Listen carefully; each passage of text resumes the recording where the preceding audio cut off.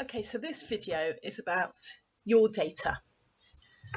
This is about having clarity about what you bring. What are your strengths? What are your passions? These are things they need to know in order for them to make a good discerning decision. And so this is tricky, right? Because we want to be humble people. We want to be not glorifying ourselves. We don't want to be blowing our own trumpets or selling ourselves or any of those things. But equally, we have gifts that God has given us that need to be worked out in situations and circumstances and contexts. So there's something really important and significant about recognizing God's gifts that you have been given. If you don't recognize them, it's really difficult to convey what you bring to anyone else. It's your responsibility. There's no good hiding our lights under bushels. This doesn't enable the process of this being discernment. So there's some energy required to be invested here. How do you know what's in your tool bag? What are your strengths and your passions? How do you get a bit clearer about knowing who you are and what gifts you have to offer? There's some truth about God being the only being that knows the fullness and the truth of us. So we're not going to get all of the way there. But there's some ways of being a bit clearer. And I think a lot of that is to do with looking at different types of data, looking at different types of evidence. So here's some examples that you could think about. How about you look at what you've been doing in the past week or month? What are the things that have excited you, that you feel you've achieved in, that you've done well, that you can feel proud of?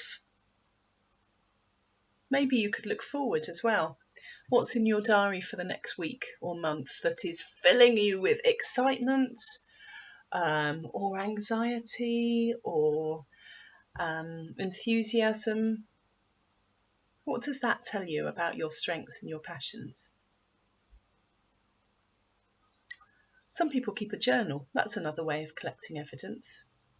And even if it was just for a short period of time, reflecting on the things that you do every day, the activities that you get involved with, and noticing what that might say about your strengths and your passions. There are, of course, tools that you could use. People like things like Myers-Briggs or DISC, Strength Finder. There's various tools which can help with this understanding of self. I think by themselves, in isolation, these tools may not be very useful, but certainly as part of the mix, they can be really valuable. Good to look backwards as well. What's on your CV from pre-ordination days? Those of you who've had careers in different sectors, what were you doing then? What were your strengths and what were your passions there? What does that mean about what you have to offer now? What themes can you see? It's good to get feedback as well. Another really good place for you to gain more understanding of what gifts you have to offer.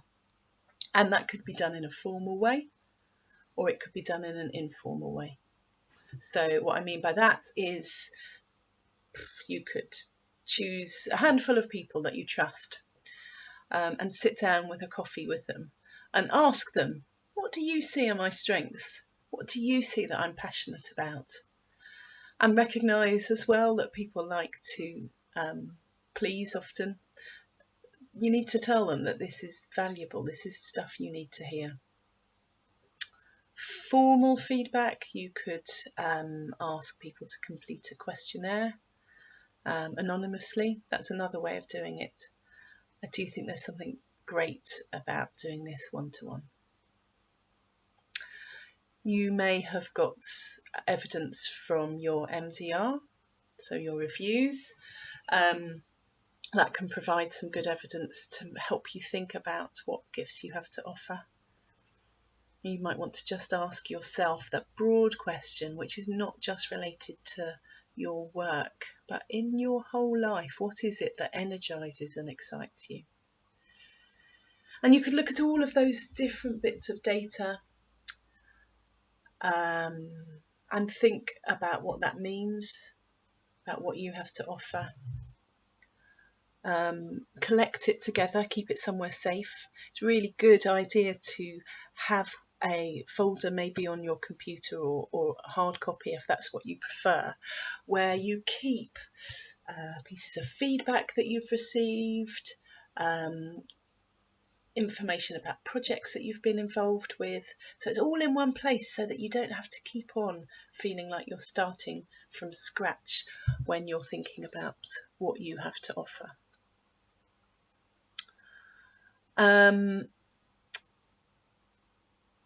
What's really important is that this bit happens ahead of you thinking about what they need. So what you're doing here is establishing and understanding yourself a bit more, which then means that you can do some really good thinking when you are looking at posts about what won't fit, what doesn't work, and self-selecting yourself out of that. And then the jobs you do look at feel like they're in the same sort of world, and that you can then respond more easily to an application form when you are a bit clearer about what you bring, and also an interview, being able to talk more ably about what you bring. So here's the question I'm going to end this video with. I think it's worth you doing some reflection on what's your plan about how to deal with this. What do you need to do first? When would you like to sort this out? What's your deadline? How are you going to engage with the question of what you bring